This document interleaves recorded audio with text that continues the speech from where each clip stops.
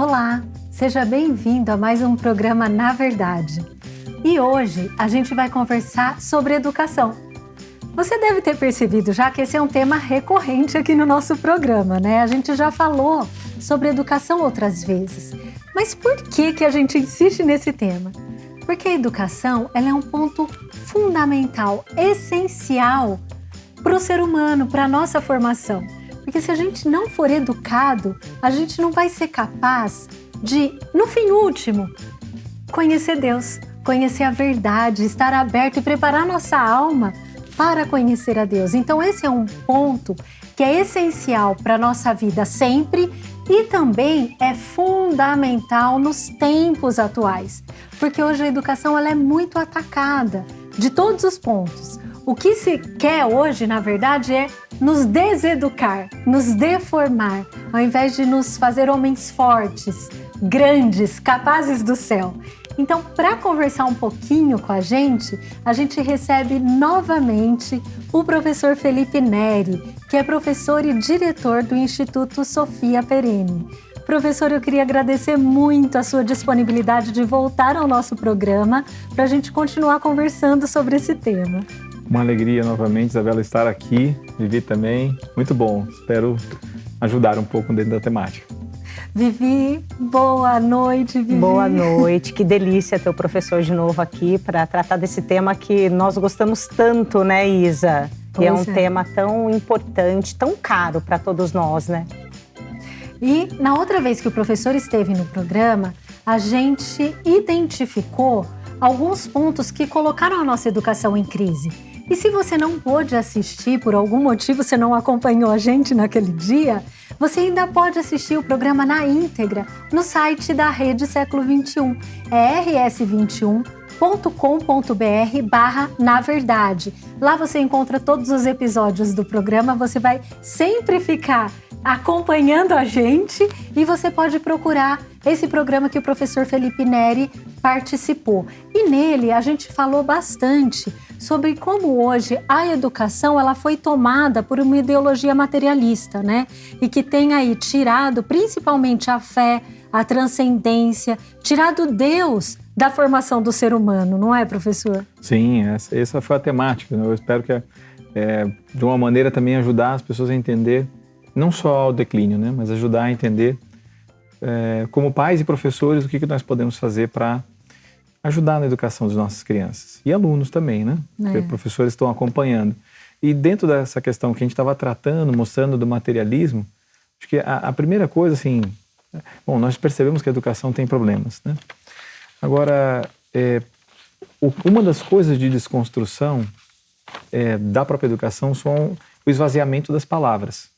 Elas foram distorcidas, elas são reinterpretadas à luz de certas ideologias, essas como o marxismo, que é imanentista, que é materialista. E, portanto, sendo assim, um dos modos de a gente poder ajudar um jovem é a gente entender que por que se faz isso com certas palavras? Porque elas são importantes, elas têm a ver com a nossa vida. E uma delas, por exemplo, é a própria liberdade. Então, a liberdade, ela é muito mal compreendida, na verdade, deve ser mal compreendida, e já é de séculos para cá. E o fio condutor da chamada nova pedagogia, de alguns séculos para cá, ela vem com essa ideia distorcida da liberdade, onde você pode fazer o que você quiser, né? Nasceram muitas pedagogias assim, e elas são materialistas. Então, mostrar o certo e errado é já ir contra o próprio materialismo. Por quê? Porque ele não aceita essa ideia. Então, a saber distinguir, né?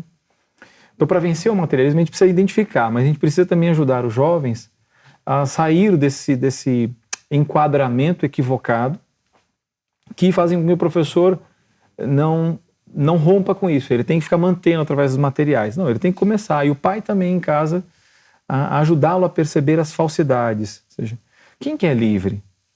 Livre é a pessoa, não aquela que é fomentada nas suas paixões, né? Não, livre é a pessoa de fato que tem domínio sobre si, né? Como diz o salmista, que tem a alma na palma da mão, né? É senhor de si, né? É senhor de si, dos seus sentimentos. Ele não toma as decisões movidas pelas emoções.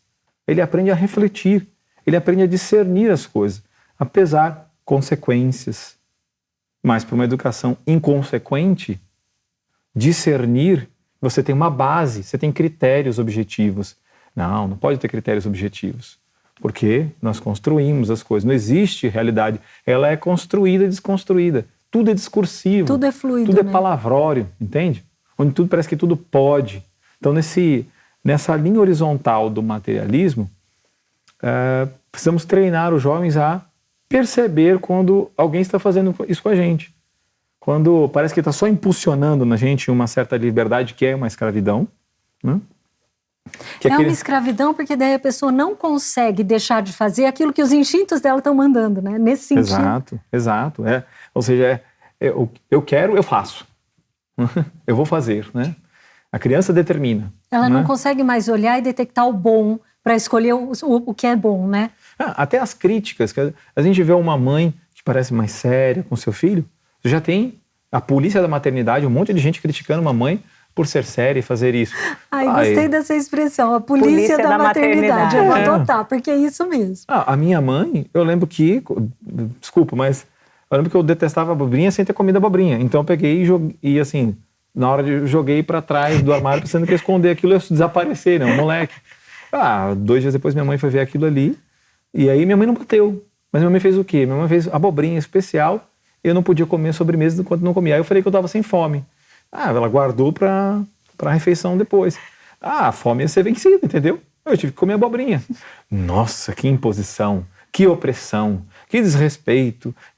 Aí vem com esse palavrório, entendeu? O que a mãe está fazendo de mal ali, né? Eu costumo dizer assim, né? Eu sou da cidade de Santos. Então, de Santos para São Paulo você tem uma serra, né? Então, o que tem essa mentalidade de proibições, de opressões, é como se ele dissesse assim, bom, alguém colocou guarda-reio, iluminação, placas, o olho de gato ali, e acha isso de uma opressão. Então tá bom, no fundo ele queria que fosse o seguinte, ele queria descer a 180 por hora, farol desligado, sem farol, chuva, neblina, sem iluminação, sem nada, sem guarda-reio, sem nada. Não, é isso aí, eu sou livre, assim eu sou livre. Alguém colocou que tem que falar 40 por hora, eu quero ir a 100. Então, na verdade, essas orientações que um pai ou um professor mostra do certo e errado são a base para a gente poder não cair nas ideologias que ficam tentando desconstruir a base mais concreta do ser humano, que existe o bem, existe o mal, o certo, errado, o belo e o feio. São os princípios que a filosofia vai tratar. Então, professor, mas aí eu fico me colocando já no lugar de mãe, né? A pergunta é por interesse na causa. Quando nós, pais, nós já temos a dificuldade de entender o conceito do que é de fato a liberdade. Qual é o primeiro passo que nós, enquanto pais, que estamos aqui escutando e falando, puxa, é verdade, alguma coisa está me dizendo que essa minha ideia de liberdade não é bem isso, não está cheirando bem. Mas o que eu posso fazer de início enquanto pai? Porque para o pai poder passar esse conceito para o filho, ele precisa dominar, ele precisa entender, ele precisa saber. E nós vemos hoje, e até na outra oportunidade que o professor veio aqui, que nós tratamos dessa questão do homem que não quer entrar na vida adulta, né? Então nós vemos os pais muito perdidos, que eles querem continuar se comportando como adolescentes. E aí você passa o quê para o seu filho? E até só complementando assim, para fazer uma pergunta em cima, daí você já responde. Muitos pais que têm medo dessa correção, por exemplo, isso que a sua mãe fez com a abobrinha, dela não ser mais amada pelo filho, né? Hoje eu vejo isso, pai e mãe que pergunta, filho, você ama o papai? Você ama a mamãe? Né? Que demonstra essa imaturidade, essa insegurança afetiva, né? Não tem um adulto pronto ali para passar segurança para a criança. Olha, que interessante, ou seja, os pais, eles tinham claro alguns critérios. Então eu diria assim, 2 coisas que eles têm que evitar em casa, e que se eles evitarem, já terão um caminho mais seguro para os seus filhos. Diferença de critérios. Você é seu esposo, né? A gente discorda em alguns aspectos. Muito bem. Vocês discordem depois, num outro momento, não na frente das crianças. Olha, querido, eu discordei daquilo que você disse ou da correção que você deu e tal, né? Eu acho que você cedeu. Estão conversando com quem está cuidando da unidade de educação daquela criança. No momento em que o filho percebe as diferenças, isso é negativo. Ele começa nós sabemos disso, né? Ele começa a jogar. Qualquer criança, eu fazia isso com a minha mãe e com meu pai, né? Então a gente já sabe disso, né? Agora, quando a gente fala de diferentes critérios, não pode haver, é descomando, é desautorização. O pai mandou fazer uma coisa, a mãe vai e desfaz, ou vice-versa, entende? Isso é uma das coisas assim, a ser evitada a todo custo, porque ela debilita.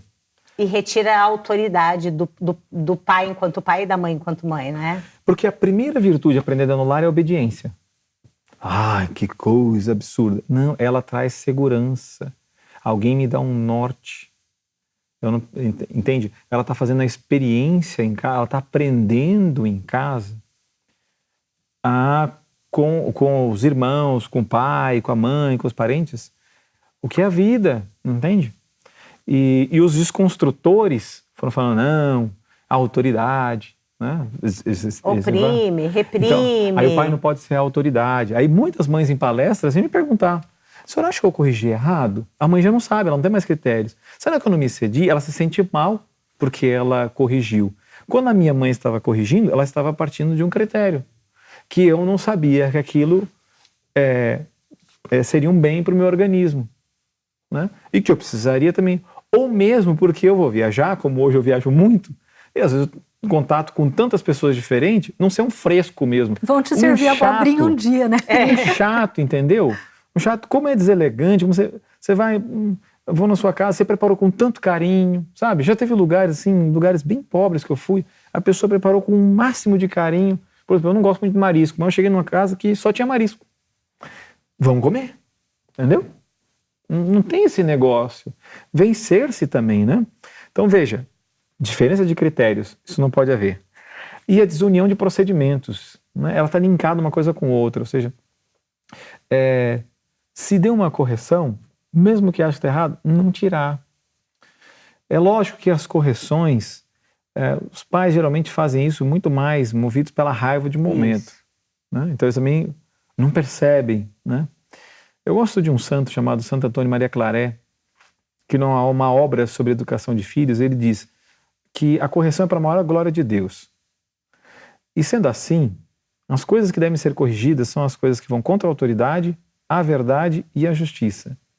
Ou seja, então ele não pode mentir, porque ele tem que aprender a ser verdadeiro. O pai tem que dar testemunho de verdade, tudo tem que ser verdadeiro, tem que fazer esforço. Pode repetir, professor? São as coisas que devem ser corrigidas são as que vão contra a verdade, a autoridade e a justiça. Olha, uma dica importante para quem está em casa. Só que justiça aqui não é do dinheiro, tá? É ius teos, direito de Deus, tá? É do latim, ius teos, né? Justiça aqui. Então é como, olha, eu tenho que olhar, educar meu filho a ele adquirir um olhar sobrenatural das realidades, ou seja, da vida em que ele vive. Não é simplesmente do superficial, do que é rápido, entende? Das emoções. Não, entende? O ser humano é intelectual, ele precisa aprender a ser humano. A ser gente, né? A ser gente. Então, para ser gente, ninguém nasce sabendo. Então, a casa é o primordial, ou seja, começar com essa base. Existe certo e errado. Existe, a gente sabe quando é certo e que é errado. Só que aí hoje, em nome da liberdade que eu dizia, né? Em nome da liberdade, você retira isso para que ele possa escolher depois. Ninguém escolhe algo que não lhe é apresentado. Então precisa ser apresentado. Ele precisa ver os pais, os pais vivendo e ensinando. Eu diria até que tem um tripé, na verdade, da educação. Exemplo, orientação e correção. Porque o pai tem que ir à frente daquilo que as convicções claras, baseadas na verdade. Ele tem que saber orientar, que não basta o exemplo. Até porque a gente falha, mas ele tem que saber orientar. E reorientar, que é corrigir. Corrigir os rumos, entende? Então, um bom início para os pais lembrarem disso. Vai ter muita gente falando que não deve se corrigir, né? Claret fala isso, não tenha medo. Porque eu acho que hoje se incutiu muito esse medo de reprimir, né? Essa coisa como se a pessoa, se eu reprimir meu filho, ele vai ser uma pessoa com baixa autoestima, ele vai ser inseguro. Então eu acho que está tão introjetado que as pessoas acreditaram nessa história mesmo. Eu acho que nós perdemos muito a referência. Qual é o papel do pai e de uma mãe? Por que nos foram dados esses filhos? Qual é o fim último? Sim. Não é? Tem um best-seller chamado El Colapso de la Autoridad, né? Virou um best-seller a obra, e na verdade o que ele tenta mostrar, o autor, né? Sachs, eu acho que é o nome do autor, ele tenta mostrar nessa obra. O colapso da autoridade é que quem comanda são as crianças. E é muito fácil de fazer isso. Mãe, agora eu não quero isso. Mãe, agora eu quero aquilo. Sim, filho. Sim, meu senhor. Né? Antigamente, assim, agora não é a hora. Depois. Né? Olha, eu tenho horário para dormir.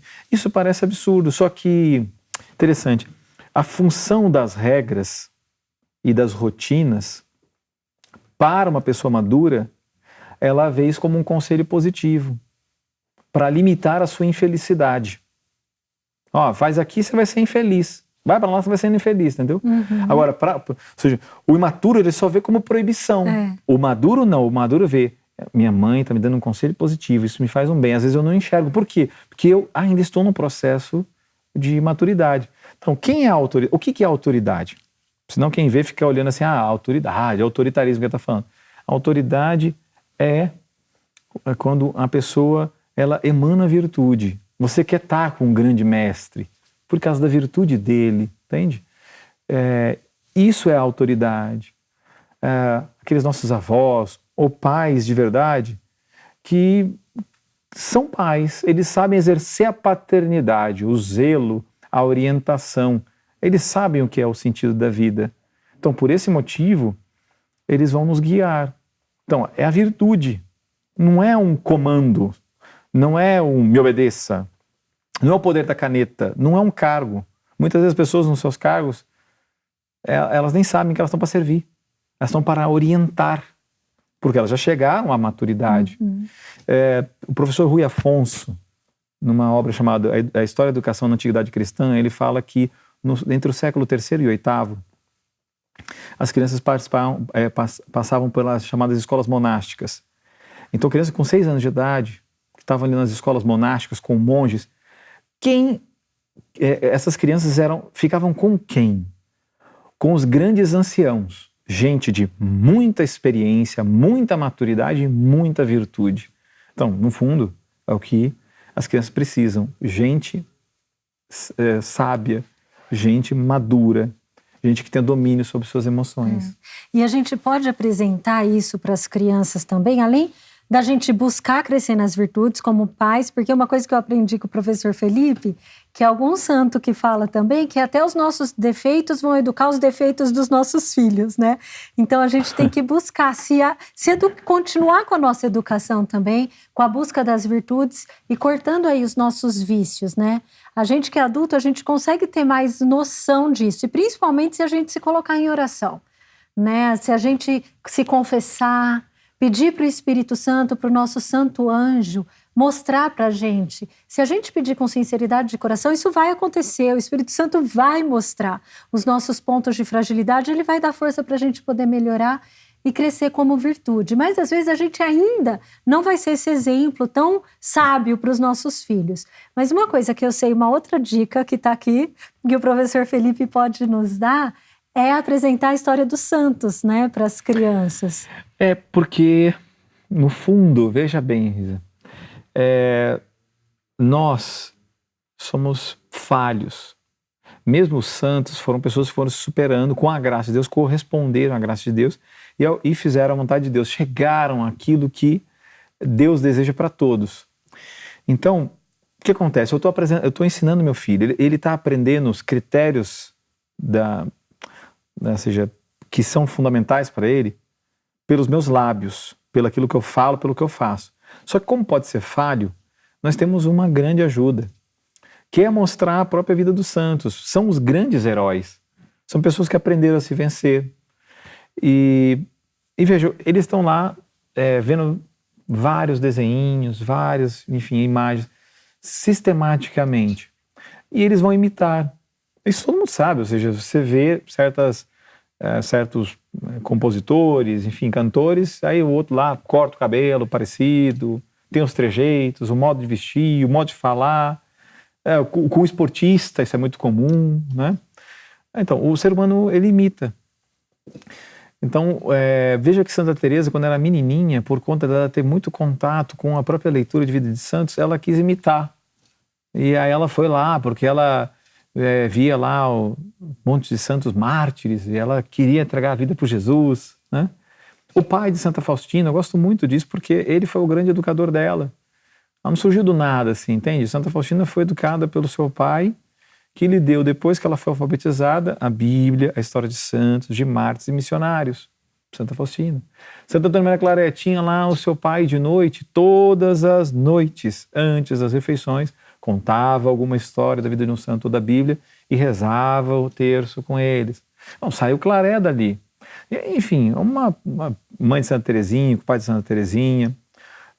Agora acabou de ser beatificada uma mulher, mãe de 9 filhos, gosto muito, tenho muita devoção, que é a Beata Conchita. Poxa, os seus filhos viam nela o quê? Isso, nós somos pequenos, então a gente tem que mostrar o vertical, o mais alto, entende? E trazer os santos trazer para o seu imaginário um repertório que você não tem no dia a dia. Uhum. Quando ele começar a ter dilemas, as sinapses na sua cabeça vão lhe ajudar a seguir os critérios objetivos da nossa vida. Que estão onde os critérios? Nos mandamentos de Deus. E isso que a gente vem conversando, porque eu fico pensando, né, o pai que está em casa, a mãe que está se esforçando, né, para educar o filho nesse caminho, mas de repente ele vai para a escola e aprende tudo o contrário, né? Então, isso que a gente está falando aqui, do primeiro momento, daquele tripé da educação, de você ser exemplo, orientar, corrigir, deixar claro o que é verdade, o que é mentira, o que é bonito, o que é feio, não relativizar os valores, apresentar esses grandes heróis, né, da nossa igreja. O que mais que a gente pode... para vacinar nossos filhos, vamos dizer assim. Porque eu acho que a ideia é essa mesmo, né? Hoje, da forma como está, eu fico pensando que a nossa família tem que dar constantes doses de vacina contra toda essa deformação que os nossos filhos são submetidos quando eles vão para a escola formal, tal qual está hoje, que é a regra, né? Porque me vem muito, não sei se vocês já viram, mas é uma judiação, na internet tem muito isso, antes e depois da federal. Daí mostra a pessoa antes de entrar, né? Isso que a gente já tá falando bonita, da faculdade. Depois horrorosa. Toda arrumadinha, tudo, daí mostra depois da faculdade. Nossa Senhora, acabado, né? Foram as ideias que foram introjetadas e que ninguém percebeu. Por isso que, assim, você perguntava, né? E, a gente tem que entender o valor, olha que estranho que eu vou falar aqui, né? Do mau exemplo. Como assim o valor do mau exemplo? É que a gente, como pais, a gente pensa que nós somos muito exemplares. E o que eu quero dizer com mau exemplo? A contradição entre palavras e atos. Isso não pode ocorrer, entende? Por quê? Quando você cai em contradição sistemática, você fala que você não crê naquilo que você fala. Você está falando, mas você não acredita. Então isso perde força para o seu filho. Então, um exemplo assim, você fala para a criança não mentir, daí você está atrasado para um compromisso, você está em casa e fala, não, já estou no caminho, estou no trânsito, né? Você está em casa. E a criança escuta isso. Uma vez, ela é flagrante, chama atenção. O problema é que depois, se é contínuo isso, ela debilita. Porque, então... Tira a autoridade daquele que está querendo passar alguma coisa. E você está desviando. Né? Por que você está desviando? Porque você não acredita no que você está falando. E pode relativizar a verdade, por exemplo, para a criança? Então, quando a gente é pego em flagrante, a gente deveria assumir, saber realmente verificar que a gente não pode abrir mão da verdade. Entende? Mesmo que erre, porque nós somos miseráveis mesmo, entende? Não há problema em reconhecer isso, né? Sem perder a autoridade, né? Que somos falhos. Mas não pode como que querer dourar a pílula e falar que não é bem assim. Isso aconteceu comigo, entende? E é necessário que a gente toque nessa questão do mau exemplo, porque a gente pensa que nós somos muito exemplares. né? De não ver o que é que debilita. Vou dar uma das coisas que as pessoas não notam, que é sinal de maturidade. Falar mal dos outros é sinal de maturidade. Porque, olha, está nas Sagradas Escrituras isso, entende? Ou seja, o homem que domina a sua língua, de São Tiago, é o homem que ele domina. É difícil, porque o nosso interior não gosta dele. Então, é no gosto, emoção, sentimento. Aí você fica só nisso, entende? E o ambiente familiar, ele traz uma certa proteção, que às vezes é onde se fala mais, né? Porque às vezes no trabalho, assim, você nem vai falar muito do outro. Mas em casa, às vezes você até fala daquele parente, volta da festa comentando o que aconteceu na festa na frente das crianças. Olha, Isabela, eu vejo assim, sabe? Saber diferenciar certo e errado, que a pessoa cometeu um erro, ok. Mas já deve, não sei se aconteceu com vocês, de repente a gente tá lá, pensou mal de uma pessoa, passado um tempo, você virou um grande amigo, você acabou vendo uma situação, a pessoa de um outro modo. Aí você até, puxa, pensei mal dele lá atrás. O problema é que não é só pensou, aí comecei a falar contra a pessoa, entende? Só que isso debilita, né? Porque o veículo do ensino é a palavra, entende? Então, a autoridade vem dessa força. Então, o pai que faz esforço, você vê claramente isso em Santa Zélia, mãe de Santa Teresinha, sabe? Imagina uma mulher que morreu com câncer de mama, né? Devia sentir dor, não consta que ela reclamava, sabe? Por exemplo, a senhora que trabalhava para Santa Mônica, mãe de Santo Agostinho, que via Santa Mônica durante um certo período, ela tomava lá embaixo, tinha uma adega, tomava de vez em quando, um pouquinho, sabe? Aí por falta de caridade, a empregada foi lá e deu uma nela. Ela não ralhou com a empregada prestou um serviço enorme para ela, se corrigiu, parou de tomar, né? Parou de tomar uns gorozinhos, né? Mas ela não foi por caridade, mas ela tomou aquilo, entende? Para si. E foi um bem. Então, essa é uma pessoa madura. Ou seja, como diria Santo Agostinho, se você não tem alguém para corrigir, paga alguém, né?